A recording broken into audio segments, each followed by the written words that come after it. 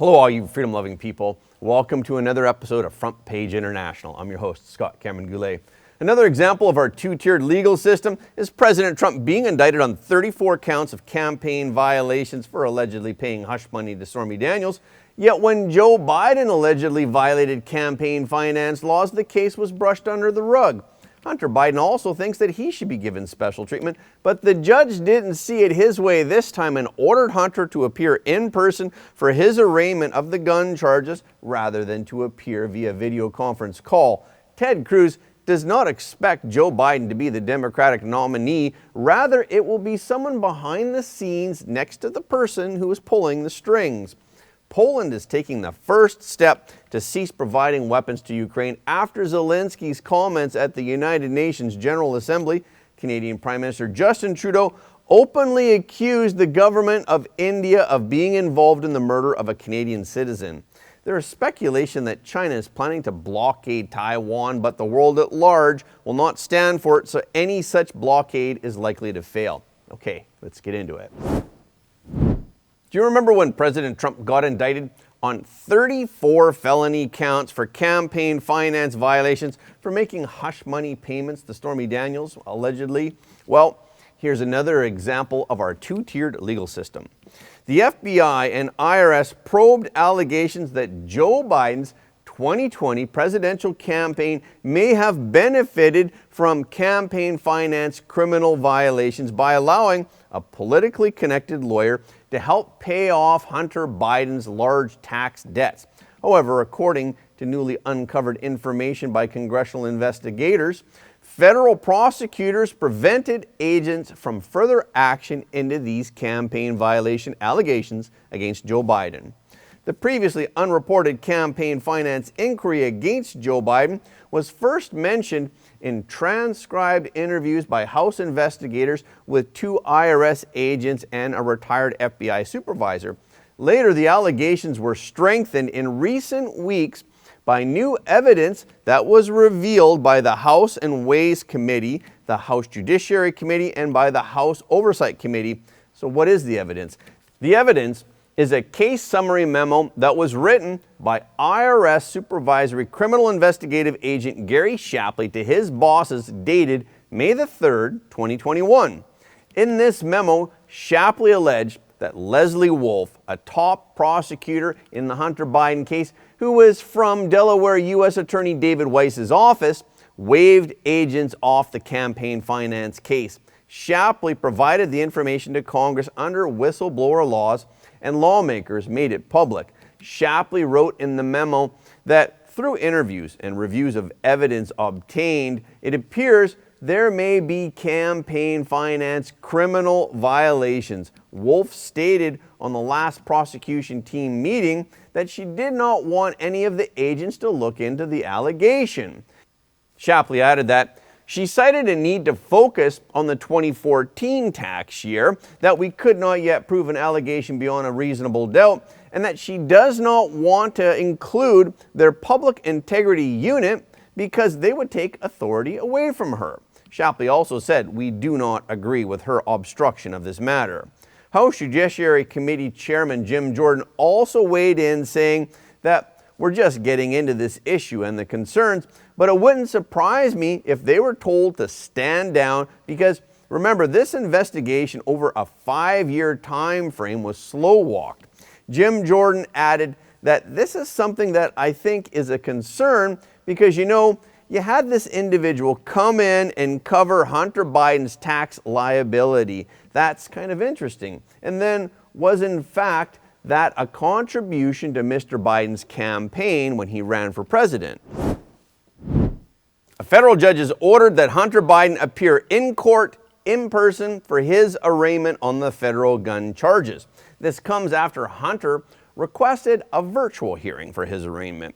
On Wednesday, U.S. District Judge Christopher Burke rejected Hunter's request, saying that you should not receive special treatment.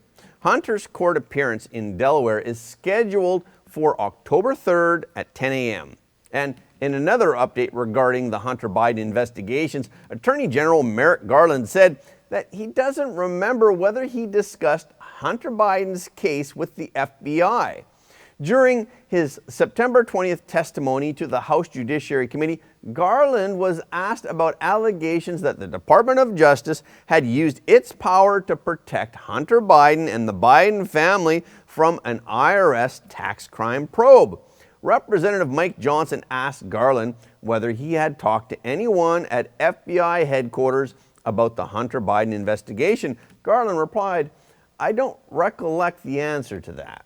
Johnson asked, "You don't recollect whether you've talked to anyone at FBI headquarters about an investigation into the president's son?" Garland answered, "I don't believe that I did." Garland's answers echoed similar themes throughout the hearing. During this hearing, Garland repeatedly disagreed, citing a lack of awareness regarding the question's subjects or referring to ongoing investigations. Jim Jordan highlighted Hunter's business dealings with Ukraine firm Burisma Holdings, and Jordan noted that the DOJ allowed Hunter's potential tax crimes to disappear while he served on the Burisma board. However, Garland refused to answer Jordan's questions directly. Garland instead deflected to statements by special counsel David Weis. Garland repeated, "Mr. Weis was the supervisor of the investigation at that time and at all times. He made the appropriate decisions. You'll be able to ask him that question." But during the hearing, Garland agreed that the U.S. attorneys could refuse to partner with Weis, which according to Jim Jordan means that Weis did not have full authority. Not recognize himself. Quote, "Mr. Weis has full authority to bring cases in other jurisdictions if he feels it's necessary." That was your response, Attorney General, to Senator Grassley's question on March 1st, 2023. You just referenced it when Mr. Bishop was questioning you. Only problem is he'd already been turned down by the U.S. Attorney in the District of Columbia, Mr. Graves. So he didn't have full authority, did he?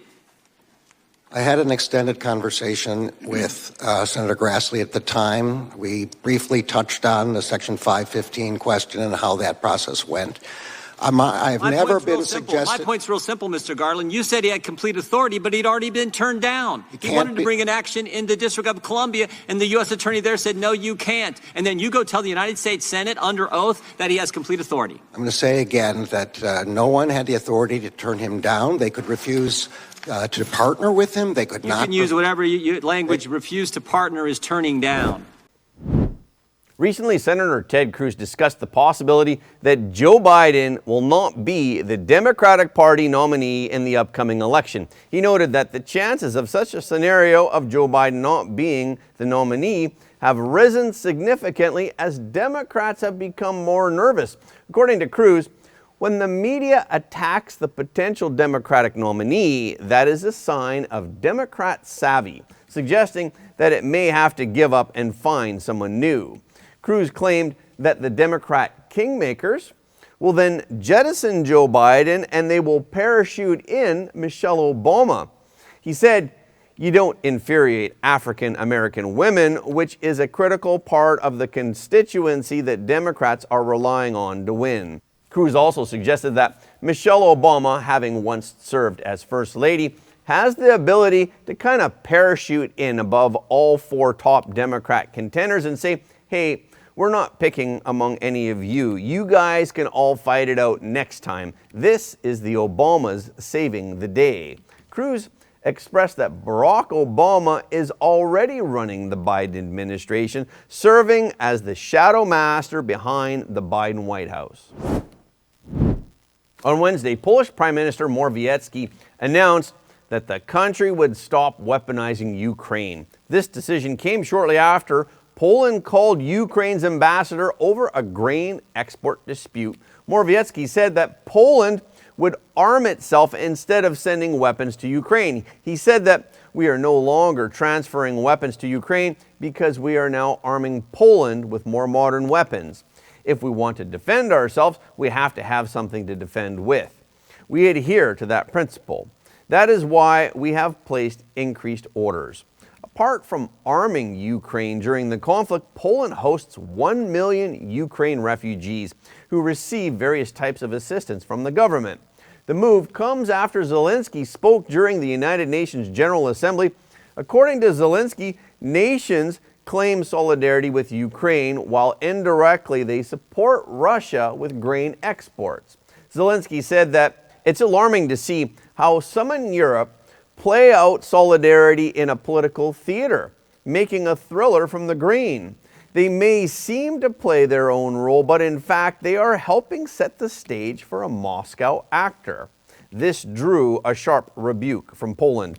The Polish Prime Minister condemned the remarks as unjustified concerning Poland, which has supported Ukraine since the first day of the war. Poland's Prime Minister also warned that Ukraine exports could be banned further if the situation worsens. He said, "I am warning Ukraine authorities because if they are to escalate the conflict like that, then we will add additional products to the ban on imports into Poland. Ukrainian authorities do not understand the degree to which Poland's farming industry has been destabilized. We are protecting Polish farmers." In May, the European Union banned imports of Ukrainian grain into Bulgaria, Hungary, Romania, Slovakia, and Poland temporarily to protect local farmers who were concerned about the impact of Ukrainian grain on the local prices. Products could still pass through the 5 countries, but the measures prevented their sale on the local markets. This ban expired on September 15th, and the EU chose not to renew it. However, Hungary, Slovakia, and Poland have opted to continue enforcing it. On Wednesday, the Polish Prime Minister said he regretted that Ukraine oligarchs pushed their grain onto the Polish market, ignoring local farmers. Morawiecki said that we were the first to do a lot for Ukraine, and that's why we expect from them to understand our interests. Of course, we respect all of their problems, but for us, the interests of our farmers are the most important thing. In a statement, Ukraine warned that it would take the case to the World Trade Organization, accusing the 3 EU member states of violating international law. Ukraine's economy minister also maintained that individual EU member states cannot ban Ukrainian imports.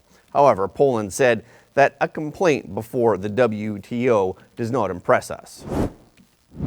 The Liberal government of Canada claimed that there was credible intelligence that suggests that the government of India was involved in the killing of a Canadian citizen in British Columbia earlier this year. Canadian Prime Minister Justin Trudeau made the allegation on September 18th in the House of Commons.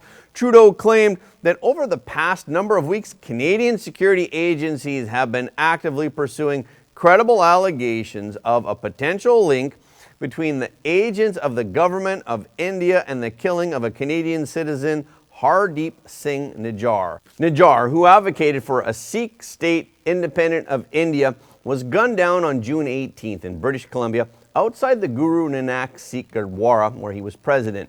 Trudeau claimed that all steps would be taken to hold perpetrators to account.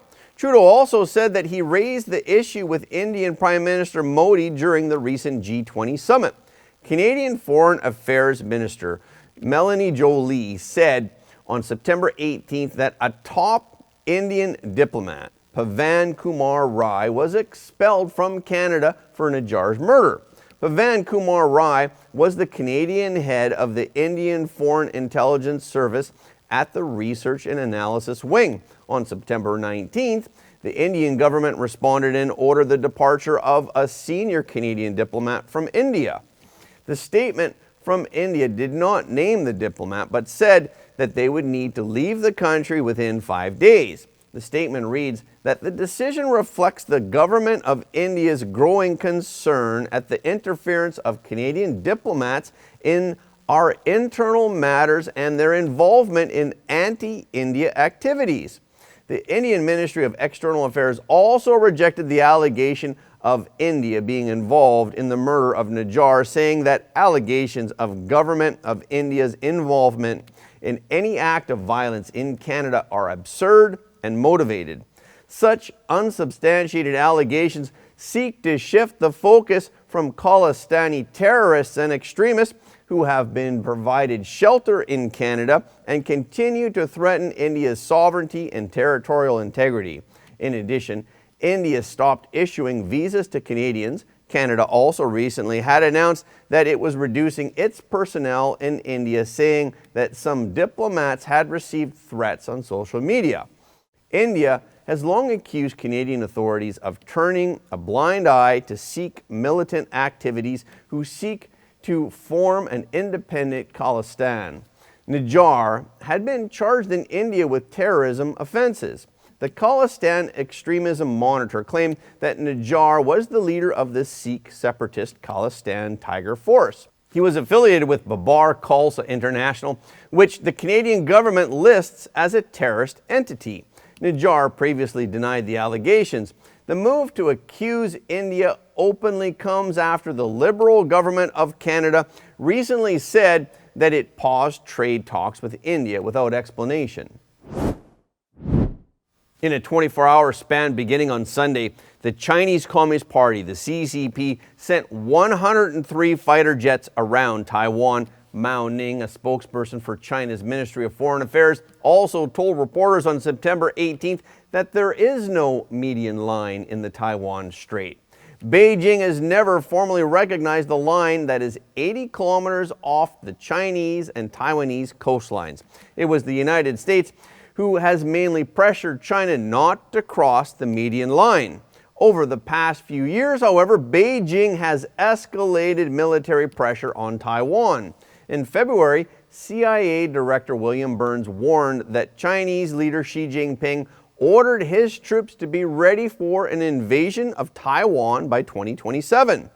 While the year may not represent the actual timeline of a military attack, Burns said that it's a sign of the regime's seriousness in pursuing the goal. However, on September 20th, senior Pentagon officials told Congress that the Chinese military would likely fail if China blocks Taiwan.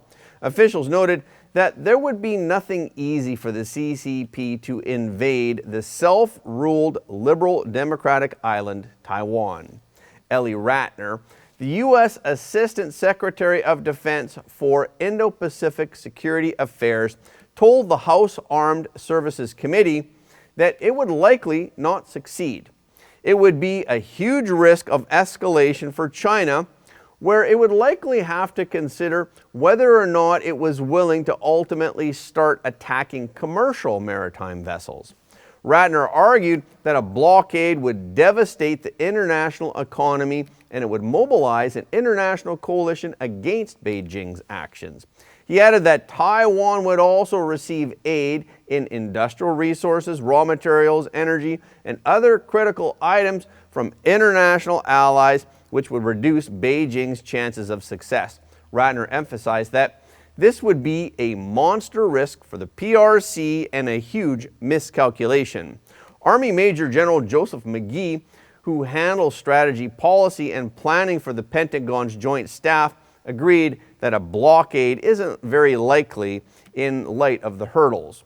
McGee said, "I think it's an option, but probably not a highly likely option. It's much easier to talk about a blockade than actually do a blockade." He noted that Taiwan takes the threat of being cut off seriously. Taiwan take the responsibility seriously to keep their nation provisioned with enough food to survive a blockade of a fairly significant amount of time. And that's a wrap for this episode. Thank you so much for your support of Front Page. Please remember that every like, comment, and share helps more people to see the truth. If you haven't already, please subscribe. And if you have already subscribed, we thank you, but please double check to make sure that you're still subscribed, because some of our audience have reported that they're somehow unsubscribed without their knowledge. We've also heard that many of you don't get notifications of our videos anymore. So when you do subscribe on YouTube, please make sure to tap the notification bell as well. Okay, this is our show for today. Thank you so much for tuning in. If you like what you heard today, please don't forget to like this video and share it with your friends and family, because everybody deserves to know the truth. Again, thank you for watching Front Page, and we will see you next time.